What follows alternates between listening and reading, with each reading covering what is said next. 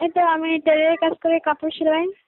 আচ্ছা, তো কি কেন আসলেন ইউটিউবে বলেন? এখন আইসি ধরো অনেক কষ্ট হচ্ছে যায়, কারণ ফ্যামিলিতে কেউ নেই, মা বাবা নাই, ভাই বোন নাই। তো দাদি আছে, দাদির কাছে থাকি। তাও আপন দাদি না, সৎ দাদি অনেক অত্যাচার করে, মারধর করে। তো এখন বিশেষ কষ্ট চাই, মনের মতো মানুষ চাই। পড়াশোনা করছেন? না, পড়াশোনা করি নাই, গরিব মানুষ সবাই কে পড়াশোনা। গরিব মানুষ হবে কি, গরিবরা কি পড়াশোনা করে বড় হয় না? তার ফ্যামিলিতে কেউ না থাকে, সে কি আবার পড়াশোনা করতে পারে? আচ্ছা আচ্ছা, কাজ বাজ কি করেন?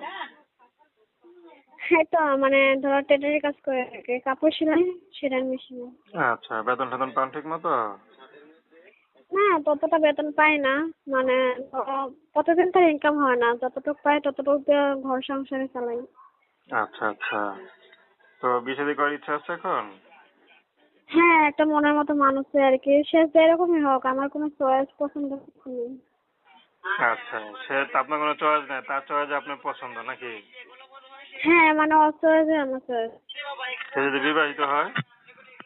আমার আপত্তি নেই, সে বিবাহিত হোক বা অবিবাহিত হোক, আমার সমস্যা নেই। আচ্ছা, তো নাম কি বলেন?